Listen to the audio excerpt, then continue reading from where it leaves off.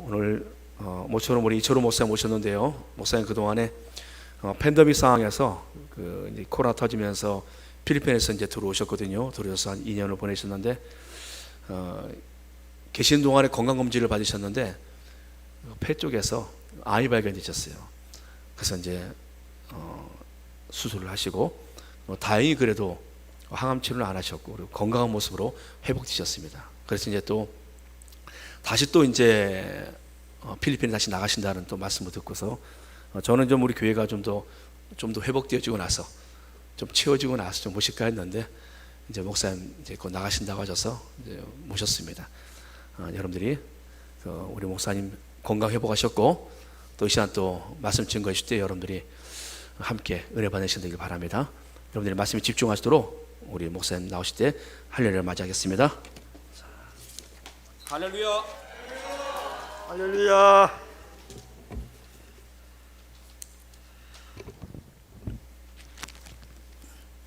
기도드리겠습니다.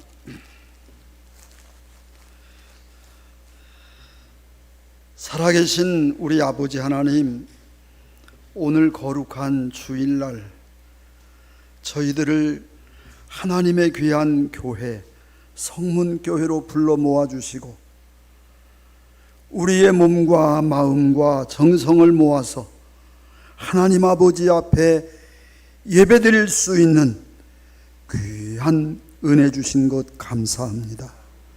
주님, 우리가 이렇게 예배를 모일 때마다 하나님께 감사한 것은 건강한 몸으로 주님 앞에 믿음의 은총 속에 모일 수 있다는 것, 평소에는 이것이 그냥 당연한 것으로 알았지만 오늘 다시 한번 하나님 아버지 앞에 간구하옵기는 이것은 당연한 것이 아니고 하나님의 특별하신 은총임을 이 시간 깨닫고 하나님께 감사하는 축복 있게 하옵소서. 하나님, 코로나 시국에도 우리 사랑하는 성문교회와 온 성도들을 붙잡아 주시고 지켜주신 것 감사합니다. 주님, 오늘도 귀한 예배 시간에 하나님 아버지 앞에 일찍부터 미리 준비해서 찬양드린 우리 사랑하는 성가대 주님 기억해 주옵시고 그 찬양을 받아 주옵시며 온 성도들과 함께 이 시간 은혜 받고 하나님께 감사하는 시간 되게 하옵소서.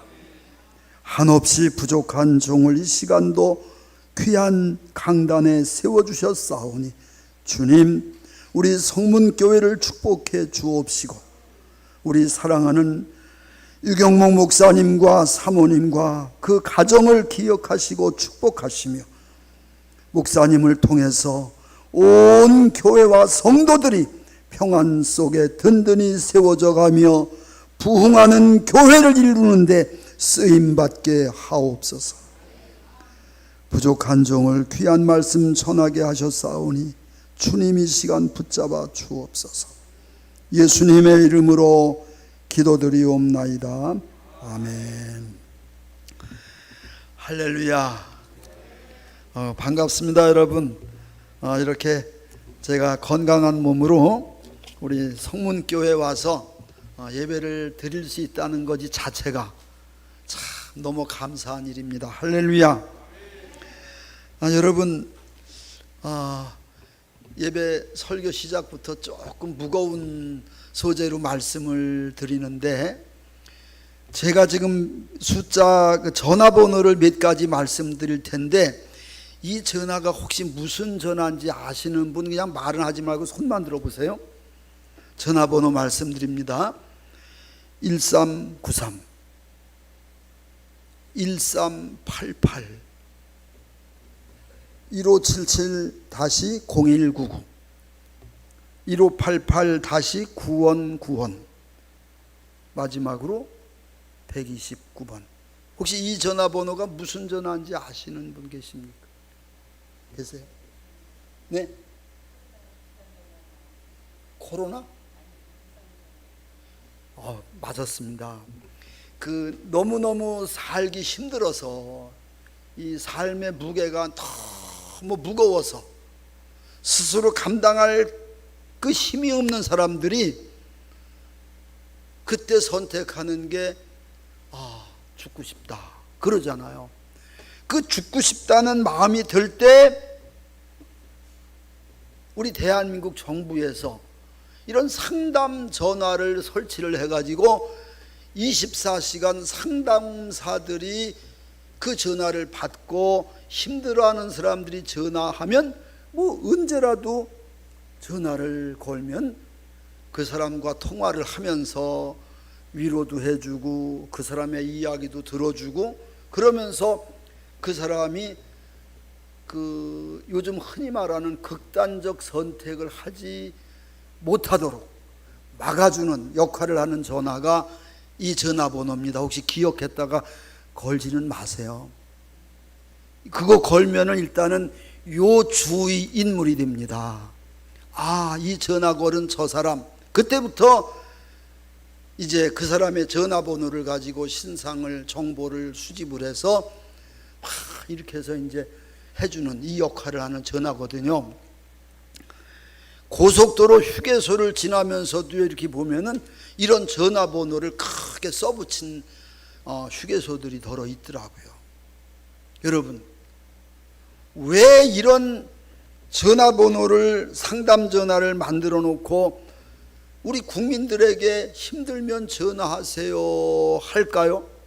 그만큼 힘든 사람들이 너무너무 많다는 거예요.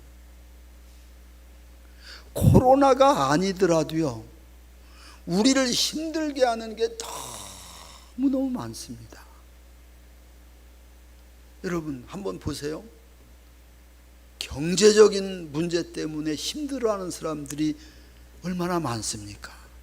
우리나라가 OECD 가입 국가 중에 경제력이 이제는 무슨 10위권이다 뭐다 해가지고요 막 자랑은 하지만 사실은 대다수의 많은 국민들이 경제적으로 힘들어하는 것이 사실입니다. 경제적으로 힘든 사람들, 또 질병 때문에 몸이 허약해져서 너무너무 힘들어하는 사람들. 여러분, 질병 때문에 몸이 약해지면은요 무슨 생각이 들죠?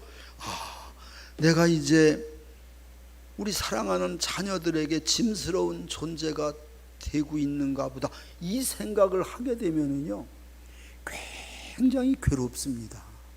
이게 저는 기도할 때마다 하나님, 우리 아이들에게, 우리 아이들이 남매가 있는데요, 그 남매, 그 가정, 사랑하는 아이들에게 짐스러운 존재 되게 하지 마시고, 하나님, 제가 섬기던 우리 이천 신화교회에 내가 원로 목사인데 하나님 나라 가는 날까지 원로 목사가 몸이 아파서 짐스러운 존재가 된다고 하면은 이게 너무 힘들잖아요. 하나님, 그런 존재가 되게 하지 마옵소서. 저는 이런 기도를 혼자 스스로 기도할 때 이런 기도를 많이 합니다. 짐스러운 존재가 되지 말게 하옵소서.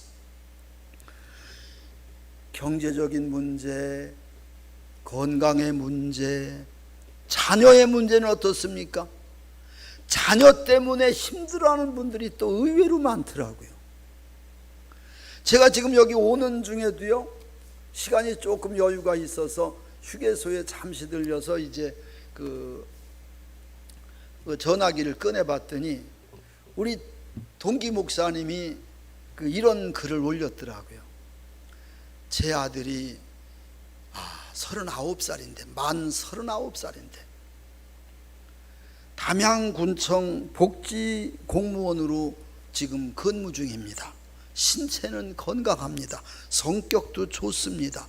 그런데 미혼입니다. 동기 목사님들 중매해 주세요. 중매를 성사시키는 분에게는 살해하겠습니다. 할렐루야. 예, 일단은 39, 아들이 39이면 혼기는 조금 지난 거죠. 그렇습니까? 근데 일단은 혼기는 조금 지났잖아요. 근데 아직 장가를 못 가고 있으니까 이 아버지 입장에서는 이제 마음이 너무너무 다급하니까 동기들 함께 이렇게 소통하는 그 단톡방에다가 이걸 올린 거예요. 우리 아들 중매 좀 해주세요. 저는 그걸 보면서 제 아내에게 이야기했어요. 여보, 이 아무개 목사가 이렇게 올렸네. 그러면서도 우리는요, 야, 그냥 제때 아이들이 결혼해 준 것만도 너무너무 감사하더라고요. 할렐루야. 이 자녀의 문제, 아이들이 결혼만 하면 다 될 것 같잖아요. 결혼하면 다 된 게 아니더라고요. 자녀를 낳아야 또 되는데 안 낳으려고 하면 이게 또 문제가 되고요. 자녀를 낳으면 좋잖아요. 근데 낳으면 좋은데 문제는 그 뒤에, 제가 제 아내 보고 그래서 여보, 당신은 아이들이 결혼해서 손주를 우리에게 이렇게 안겨줄지라도 절대로 아이들 봐주지는 마. 가끔씩 만나서 그저 즐거워해야지 전적으로 봐주면 안 된다. 그러면서 저는 하나님, 아들은 있잖아요, 장모님이 손주를 돌봐줄 수 있는 가정이면 좋겠습니다. 하나님, 딸아이가 시집갈 때는 시어머니가 아이들을 봐줄 수 있으면 좋겠습니다. 그랬더니 그게 마음대로 안 되더라고요. 그래서 딸아이 결혼해 갖고는 첫째 아이는 제 아내가 어린이집 다닐 때까지요 수년간을 돌봐줬잖아요. 그리고 나서 둘째 아이부터 또 아들아이, 아들네 손자까지는 이제 안 봐주고 있으니까 그건 너무너무 감사하더라고요. 그러면서도 이 친구 목사님의 그 요청하는 그 글을 보면서 하나님, 우리 아이들은 이렇게 일찍 그냥 정년기에 결혼해서 가정을 이루고 아이들을 낳아서 또 우리로 하여금 손자 손녀를 보게 하고 재롱을 보게 하시니 너무너무 감사합니다. 할렐루야. 근데 여러분, 감사한 마음 많지만 그러면서도요 끊임없이 기도할 때마다 하나님, 저 아이들의 가정이 평안해야 될 텐데, 건강해야 될 터인데, 잘 살아야 될 터인데 이 걱정이 많잖아요. 자녀 때문에 힘들어하는 분들이 의외로 많습니다. 사회적인 문제, 이 짐스러운 문제가요, 이게 한두 가지가 아니에요. 여러분, 그러다 보니까요, 이 나라에서, 정부에서 이런 상담 전화를 마련해 놓고 힘들 때 혼자 괴로워하지 마시고 전화하세요 하면서 홍보한 전화번호 5개가 이게 바로 그런 번호입니다. 근데 여러분, 이게 아무짝에도 쓸모없을 것 같지만 사실은 그게 아니더라고요. 지난 4월 달에 옛날에 우리 교회 강원도에 사시다가 우리 교회로 이사 와가지고 제가 목회할 때 와서 한 20년을 함께 목회할 때 신앙생활했던 집사님 가정이 다시 이제 강원도 횡성으로 들어갔거든요. 이사 갔거든요. 근데 지난 4월 달에 전화가 온 거 있죠. 전화가 왔는데 그 부인 권사님이 이제 몇 년 전에 병으로 돌아가셨어요. 아들 하나 입양해 가지고 키우는데 그 아이는 서울 가 살죠. 이게 부인이 죽고 나니까 어머니마저 돌아가시고 혼자 이제 살다 보니까 이 집사님, 남편 집사님이 외로웠던 거예요. 전화한 거예요. 그러면서 저한테 하지 않고 제 아내한테 전화를 해갖고, 사모님, 좀 기도 좀 해주세요. 요즘 제가 너무 외롭습니다. 근데 그때 4월 달이 제가 몸이 아파갖고 병원을 팍 왔다 갔다 하면서 하다가 5월 달에 제가 수술을 받고 이러는 과정이었기 때문에 우리가 정신없었어요. 그리고 이제 좀 잊고 지내다가 이번 추석에 추석 연휴가 끝나는 날 우리가 일이 있어서 횡성 갈 일이 있었어요. 횡성을 가갖고 전화를 걸었어요. 우리가 횡성에 왔는데 한번 만납시다 하고 만나고 싶어서 이게 전화 연결이 안 되는 거예요. 그래서 몇 번을 전화를 걸다가 안 돼서 그냥 이제 올라갔습니다. 올라갔는데 하루가 지났는데 전화가 온 거 있죠. 근데 목소리를 들으니까 그분이 아니야. 그러면서 전화하셨죠? 저는 아무개 집사님 아들입니다. 그래요? 왜 아버지 전화를 아들이 했나? 그랬더니 아버지가 며칠 전 세상을 떠나셨습니다. 세상을 떠나셨다는 거. 저는 그 말을 듣고요, 그 외로움을 이기지 못해 결국은 떠났구나. 여러분, 의외로 이런 분들이 너무너무 많아요. 이런 사람들을 위해서 정부에서는 상담 전화번호를 알려주면서 너무너무 힘들어하지만 말고 전화하라고 하지만 그 전화가 우리를 살려주는 건 아니에요. 그래서 저는요, 오늘 이 말씀을 통해서 우리 하나님의 사람들은 바로 이런 말씀을 통해서 우리를 사랑하시는 하나님을 만나야 되고요, 저와 여러분을 찾아와 주신 그 예수님을 만나야 됩니다. 그래야 우리의 삶이 회복이 됩니다. 오늘 요한복음 21장이 무슨 말씀입니까? 베드로의 이야기잖아요. 여러분, 베드로가 어떤 사람입니까?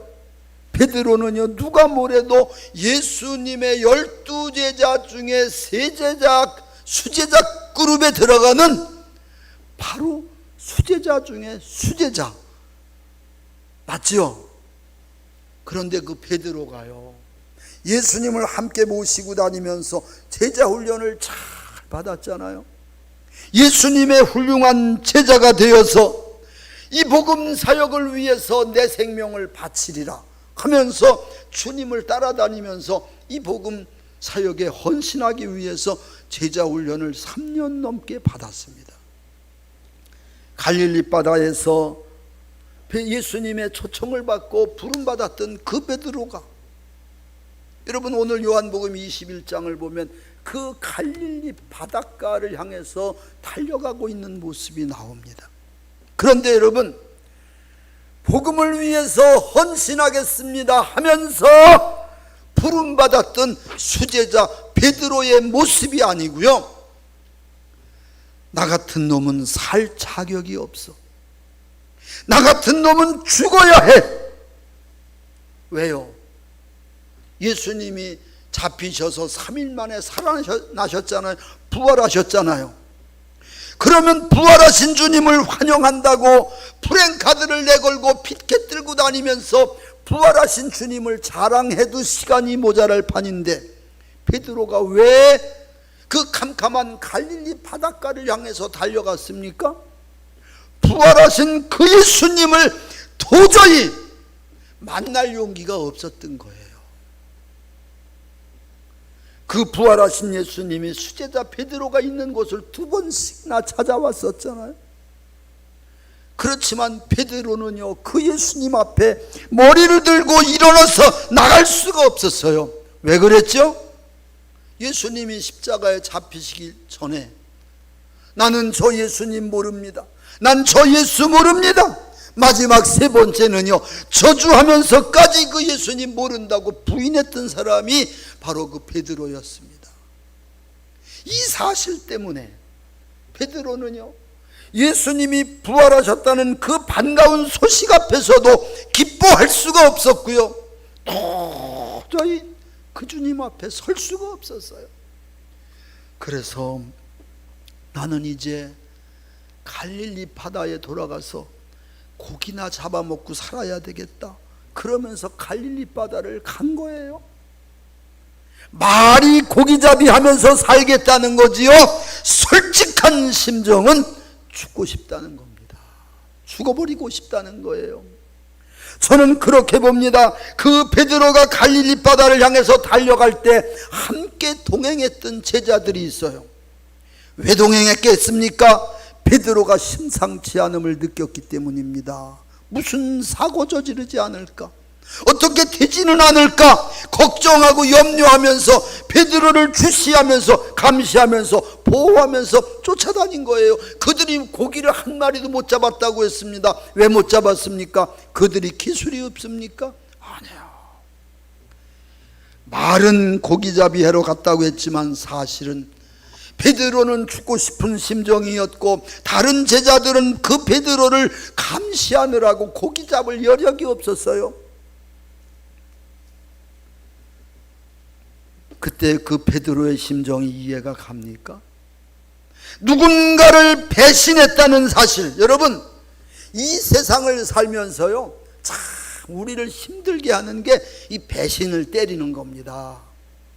누군가가 나에게, 사랑했던 사람이 나에게 배신을 때리면은요 이거 견딜 수 없는 거잖아요. 그런데 내가 배신을 당한 것이 아니라 내가 가장 사랑했던 예수님을 내가 배신했다고 생각해 보세요. 베드로가 바로 그런 지경이었어요. 내가 왜 그랬을까? 내가 왜 그랬을까? 수제자 중에 수제자인 내가 왜 그랬을까? 그러면서 그 예수님이 부활하신 그 사실 앞에서도 기뻐할 수 없는 자기 자신이 한없이 미웠고요. 그저 자기 자신이 죽이고 싶도록 미웠던 것뿐이에요. 여러분, 그 베드로를 오늘 말씀 보면은요 예수님, 부활하신 예수님이 그 바닷가까지 찾아오신 겁니다. 찾아오셔서 요한의 아들 시몬아, 요한의 아들 시몬아, 요한의 아들 시몬아, 너 나 사랑하니? 너 나 사랑하니? 너 나 사랑하니? 그때마다 베드로가 뭐라고 했습니까? 네, 주님, 제가 주님 사랑합니다. 그러면서 베드로가 또 뭐라고 합니까?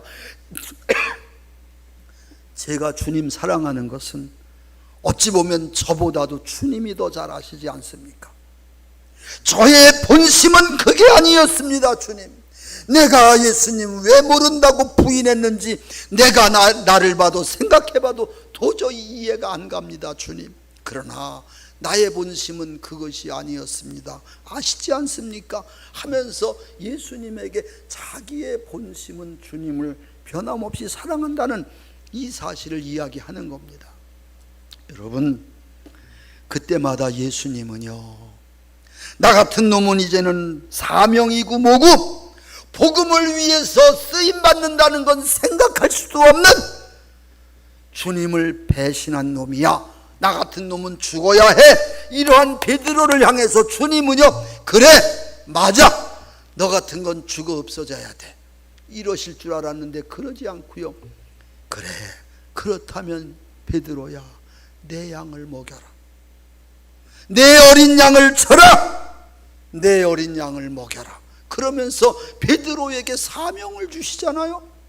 그것뿐입니까? 사명을 주실 뿐만 아니라 베드로에게 더 나아가서 이런 곳에서 고기나 잡다 죽을 인생이 아니고 너는 복음을 위해서, 하나님의 그 영광을 위해서 너는 이렇게 죽을 것이다 하면서 순교자의 반열에 들 것까지 주님께서는 베드로에게 예언을 해주셨습니다. 그게 바로 요한복음 21장 말씀이에요. 여러분, 죽을 수밖에 없었던 그 베드로, 놀라운 사실은요 요한복음 21장에서 한 장, 두 장만 넘기면은요 이제 사도행전 1장, 2장이 이어지잖아요. 거기 가보세요. 그 베드로가 어떤 사람이 되어 있습니까? 야, 복음을 위해서요, 내가 가진 것은 없지만 내게 있는 것으로 내게 주노니 하면서 이 복음을 전하는데요, 나사렛 예수의 이름으로 일어나 걸어라, 할렐루야. 예수님의 복음을 전하는 1등 사도가 되잖아요. 누가 그 베드로를 그렇게 만들었습니까? 부활하신 그 주님이 갈릴리 바닷가에 그 이 베드로를 찾아오신 그 주님께서 그에게 사랑으로 감싸주시고 그에게 사명을 일깨워 주시면서 그를 일으켜 주셨기 때문에, 그 예수님을 그가 붙잡았고 믿었기 때문에 그는 복음 역사상 가장 위대하게 쓰임받는 하나님의 일꾼으로, 예수님의 사도로 쓰임을 받았습니다. 할렐루야. 여러분, 세상 살다 보면은요, 참 힘들어서 살고 싶은 마음을 잃어버릴 때가 간혹 있습니다. 저도 보세요. 제가요, 우리 아까 목사님도 말씀했지만, 저는 우리 교회에서 목회할 때 이미 갑상선 암 수술을 이미 받았습니다. 10수년 전에 갑상선 암 수술 한번 받은 사람이에요.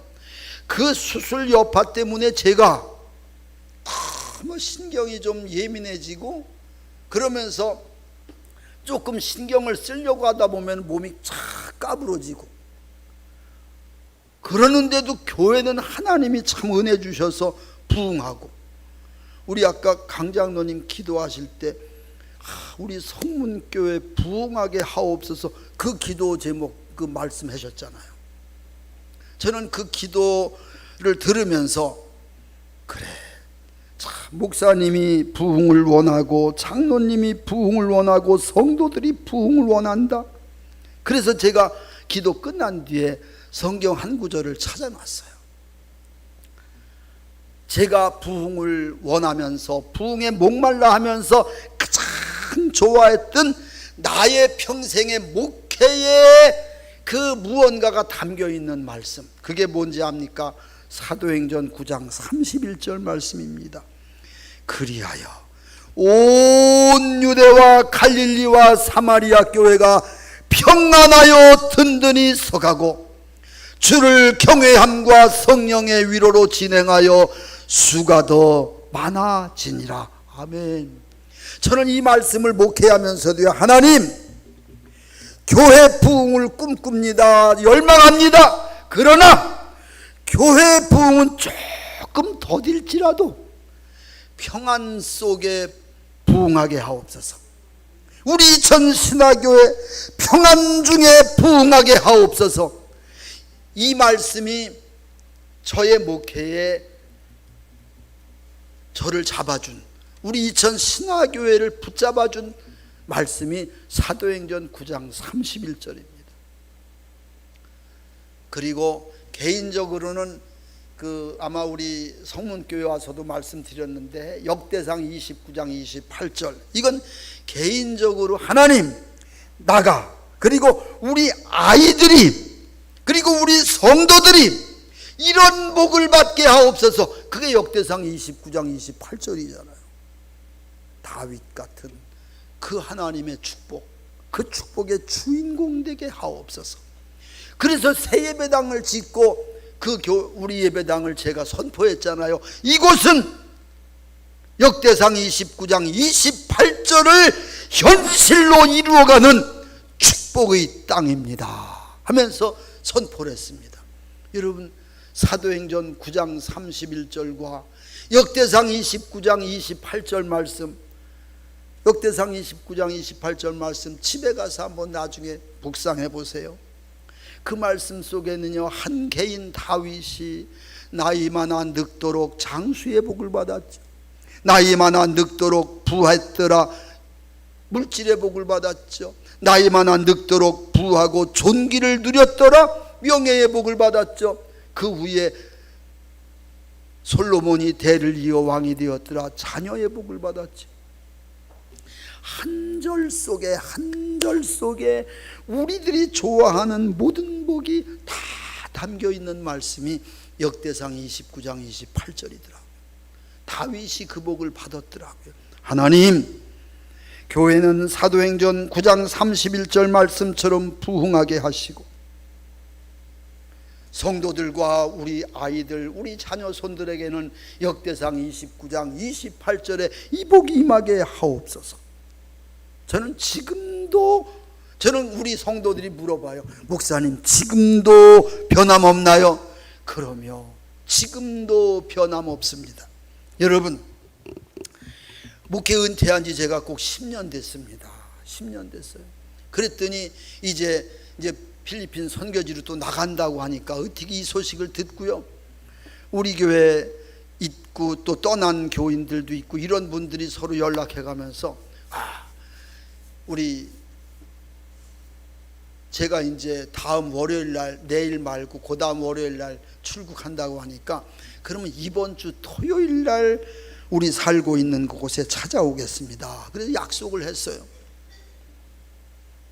참 지금까지도요 10년이 되었는데도요 끊임없이 교제하고 교통하고 찾아오고 또 가서 만나고, 제가 이걸 이렇게 이야기하면은 우리 동기 목사들 중에 그래요.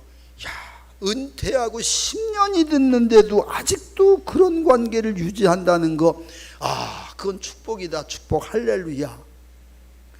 이건 당연한 일인데 당연한 게 축복처럼 보일 수밖에 없는 우리 한국교회의 현실이 참 서글픈 것뿐이에요. 여러분, 제가 나의 간증을 합니다. 병원에 입원했잖아요. 갑상선 암 수술 한번 했는데, 이번에 5월 달에 4월 달부터 이게 이제 왔다 갔다 하면서 수속 밟아갖고 5월 19일 날 입원하고 5월 20날 이제 아주대병원에서 수술을 했습니다. 수술 결과는 결국은 폐암으로. 그랬는데 여러분이 폐암이요 가장 발견하기 힘든 암 중에 하나입니다. 췌장암처럼 폐암도 이 조기 발견이 어려운 암이래요. 그런데 참 의사 선생님 말씀이 1기에서 2기로 넘어가기 전 그 1기에서 제가 발견됐다는 거예요. 그래서 다행히 그 왼쪽 폐를 이제 절반 이상을 잘라내고, 그리고 임파선을 제거해서 그 머리로 혹시 뇌로다가 전이가 됐을까봐 그 MRI를 한번 찍어봐야 되겠습니다 해서 찍었더니 깨끗하다고. 그래서 의사 선생님 말씀은 폐는 재발률이 굉장히 높은 암인데도 불구하고 목사님은 재발 위험이 거의 없는, 그리고 더 감사한 것은 항암을 하지 않아도 되는 그런 정도로 깨끗하게 끝냈다는 거예요. 할렐루야. 그래서 여러분, 제가 5월 20날 수술하고 며칠 있다가 퇴원을 했는데 의사 말이 약이 없대요. 항암을 안 하니까. 약이 있다는 건 항암으로 치료를 해야 되는 건데 항암 치료를 안 하고 보니까 약이 없어. 그 약이라고 하는 건 수술한 이 자리 염증 일으키지 말라고 진통제와 항생제 뭐 이런 것만 제조해 줘 갖고 주어서요. 그러면서 한 말이 그저 건강되면 운동이나 열심히 하시라고. 그래서 제가 퇴원하는 날부터요 운동해라고 했으니 오늘부터 해야지. 그래갖고 그날은 퇴원하면서 바로 그냥 나가갖고, 우리 집에서 나가면은 광교선 자락에 그 숲길로 안내받아갖고 한 8,000보를 내려가면은 광교 호수공원이 나옵니다. 그러니까 그날은 8,000보를 못 걷고 5,000보 정도 걷고 그냥 집이 왔어요. 그리고 그 다음 날 둘째 날부터는요 하루에 10,000보 이상을 걷는 거예요. 퇴원하고 바로. 사람들은 폐암 수술했다고 하니까 그냥 다 죽은 줄 알고. 그리고 제가 지난 8월 달에도 첫째 주일날 우리 교회 가서 설교를 했는데, 그날도 갔더니 교인들이 어머 목사님보다 사모님이 더 아픈 것 같아요. 제 아내가 몸무게가 좀 많이 빠졌어요. 좋은 말로 말하면 다이어트가 잘 된 거죠. 근데 교인들이 볼 때는요, 사모님 어떻게 이렇게 몸이 빠졌냐고. 우리 집 사람은 좋다는 거예요. 이게 이 식이요법을 통해 갖고 음식을 조절해 가면서 나한테도 끊임없이 음식을 갖고 조절해 주니까 제가 몸무게가요 굉장히 많이 빠져. 저도 빠진 겁니다. 지금 옛날에 배도 많이 나왔었잖아요. 근데 지금은 그래도 조금 이제 그 좀 들어갔어요. 이게 이제 다음에 혹시 이제 여주 성문교회 또 오게 되면 그땐 더 들어가 있지 않을까, 이제 제 기대를 해요. 저도. 할렐루야. 여러분, 그래서 병원에 가서 수술을 하고 병상에 누워 있는데, 그 병상이 어떤 병상이었냐면은요, 바로 그 아주대 병원의 그 닥터 헬기 있잖아요. 그 외과 전문의 그 의사 선생님, 유명하신 분이 있잖아요. 갑자기 이름이 생각 안 나는데, 그 선생님의 헬기가 뜨고 내리는 헬기장이 보이는 곳이에요. 계속해서 헬기가 뜨고 내리는데요, 심심하지 않더라고요. 심심하지 않더라고요. 그런데 여러분, 그 병상에서 내가 나를 생각해 보니까요, 이제는 은퇴한 지 10년 되니까, 남들은 암이 많다고 하지만 3명 중에, 우리 국민들 4명 중에 1명은 암 환자라고 말들은 하지만, 나 같은 사람은 갑상선 암에 폐암에 2가지 암 수술을 했잖아요. 그러니까 병상에 누워서 이제 나는 인생 다 살았나 보다, 진짜 이제는 인생 종치는 건가 보다, 끝나는 거 아닐까, 이런 생각을 하니까요 굉장히 마음이 서글퍼지고요.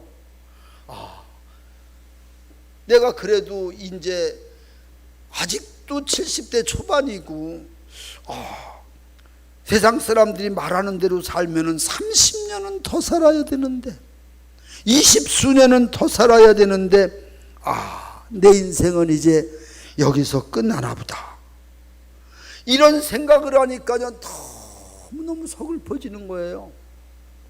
마음은 우울해지고. 그랬을 때 그 병상에서, 이게 습관 따라서 이제 성경을 쭉 읽어 나가던 게 있으니까 읽는데, 그때가 요한복음 21장이었어요. 그 요한복음 21장을 보는데, 갈릴리 바닷가에 찾아와서 베드로를 사랑으로 감싸주셨던 그 주님이 아주대 병원 병실에서 나를 찾아오셔서 나를 감싸주시는 그 주님으로 나에게 다가오시는 거 있죠. 할렐루야. 그래서 베드로에게 사명을 주시면서 위로하시던 그 주님이 나에게도 또 위로하시면서 또 사명을 주시는데, 주님, 내가 그러면 무슨 사명이 있겠습니까? 내가 할 수 있는 일이 뭐가 있을까요? 그랬을 때 제일 먼저 생각나는 게 우리 아이들이에요. 우리 아이들. 죄송합니다. 은퇴했다고 해도 제일 먼저 생각나는 건 장로님이 생각나야 되잖아요. 권사님이 생각나야 되잖아요. 근데 아니더라고요. 제일 먼저 생각나는 게 우리 아이들. 우리 아이들을 위해서 나에게 사명이 있구나. 나에게 사명이 있구나. 그러면서 나에게 버뜩 스치면서 지나가는 하나님의 말씀이 있는데요, 열왕기하 3장 13장 14절. 이 말씀이, 엘리사가 죽을 병이 들매 이스라엘 왕 요아스가 그에게로 내려와 자기의 얼굴에 눈물을 흘리며 이르되, 내 아버지여, 내 아버지여, 이스라엘의 병거와 마병이여 하시매, 이 말씀이 스치고 지나가는데요,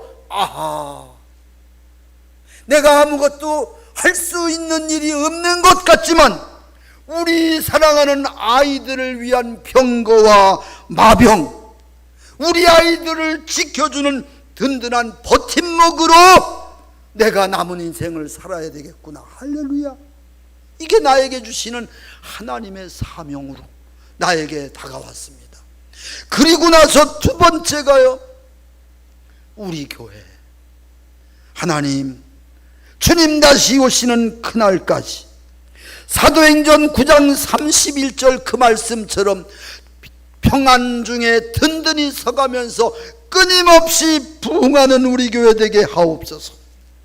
여러분, 우리 교회 보세요. 코로나 시국에 교육관 진거 여러분 지나가면서 보셨습니까? 내가 있을 때 지은 예배당보다 더 큰 교육관을 그 옆에다 지었어요. 이게 모르는 사람들은 저한테 그래요. 전화로다가 이 목사 신화교회 갈라졌어? 옆에 교회 하나 또 생겼더라. 제가 아니야, 코로나 시국에 우리 후임 홍성환 목사님 목회하면서 교육관을 또 새로 지었네. 예배당 지을 때보다 훨씬 더 많은 건축비가 들어갔는데도 불구하고 이걸 지었어. 코로나 시국에 그 교육관을 지어 놓으니까요, 여러분, 작년에 1년 전에 입당했잖아요. 지어 놓으니까 그 부속실이 많다 보니까 성도들이 예배드리러 오기가 참 편한 거예요. 예배당에서 예배드리는 사람 1실, 2실, 3실, 4실, 5실 해가지고요, 이 비디오로 연결되니까, 그러니까 많은 성도들이 모일 수 있는 공간이 있는 거예요. 두 번째는 바로 교회. 하나님, 우리 사랑하는 성도님들. 그리고 세 번째는요, 우리가 이제 진짜 그 관심을 갖고 기도해 주는 몸이 아픈 분들 23명이더라고요.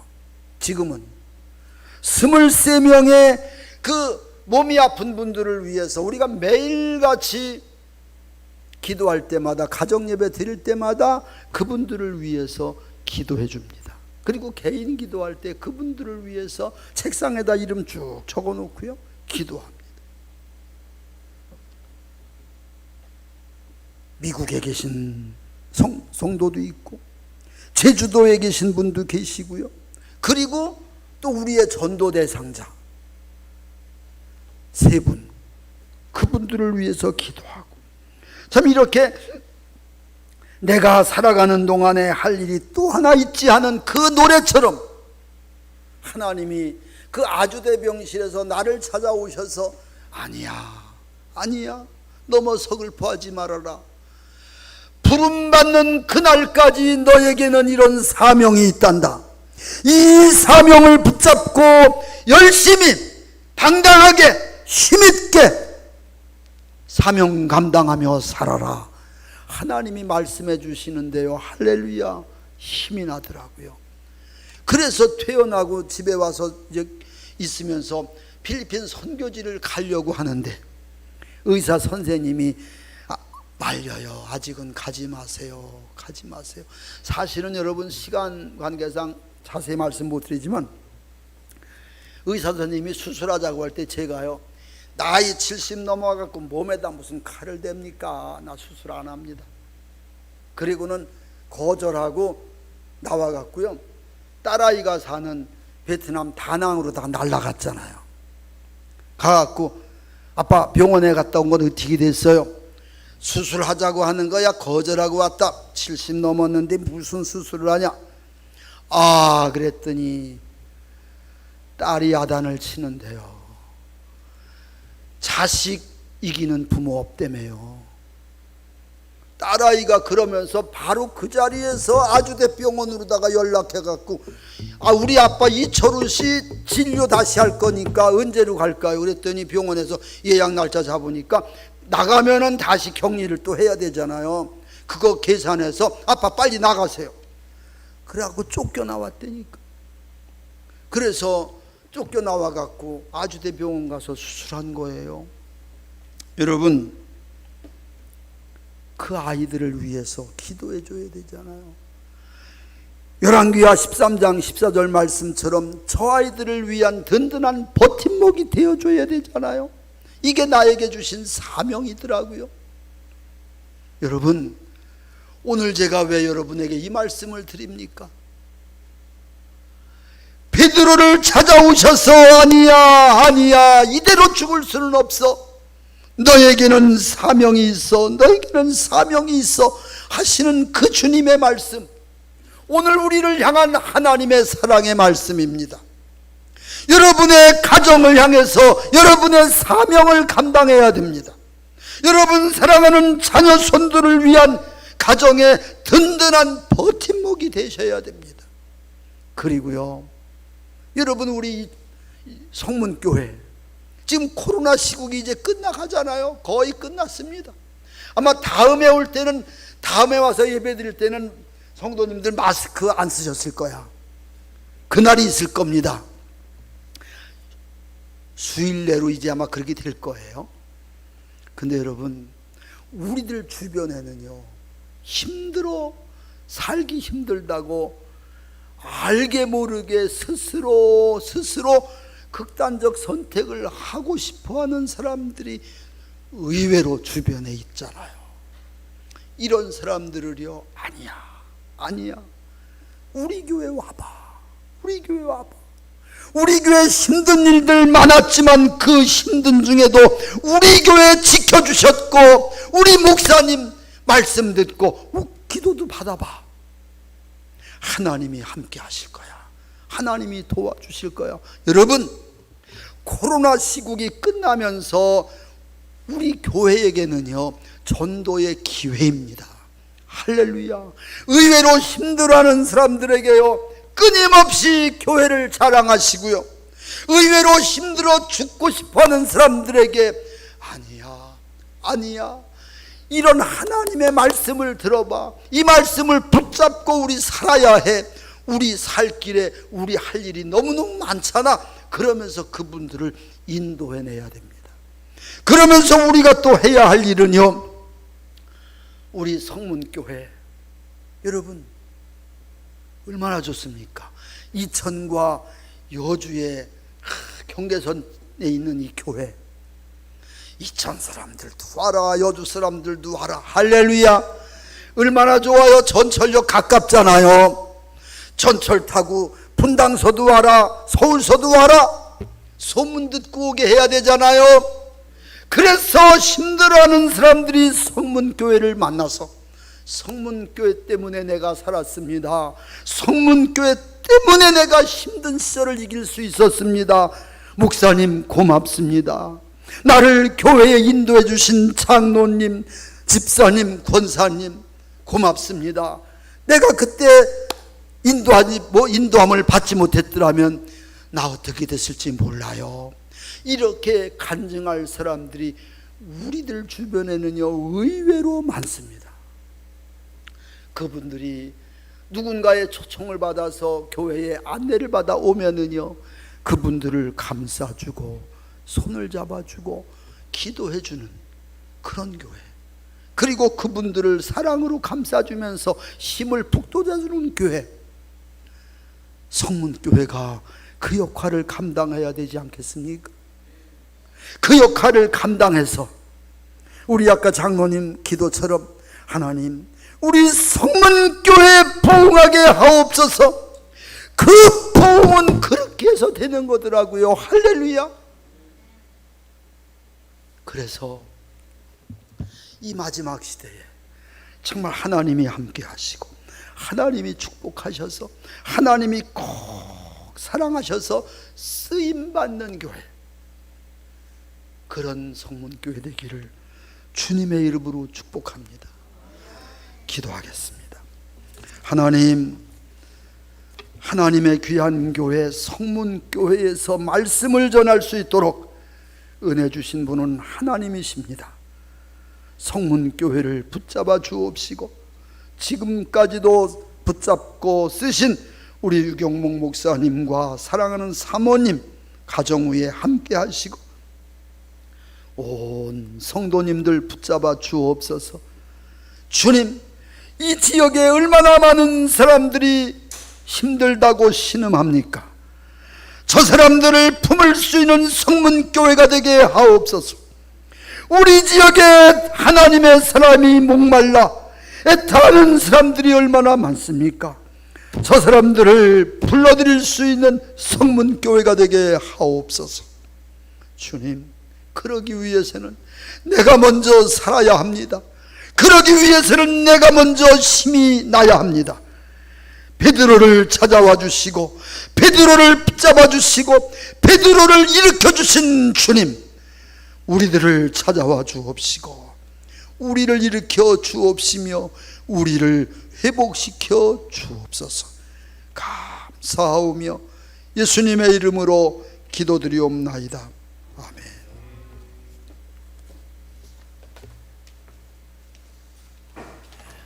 귀한 말씀 감사합니다. 우리 찬양 드리겠습니다. 갈리 바닷가에서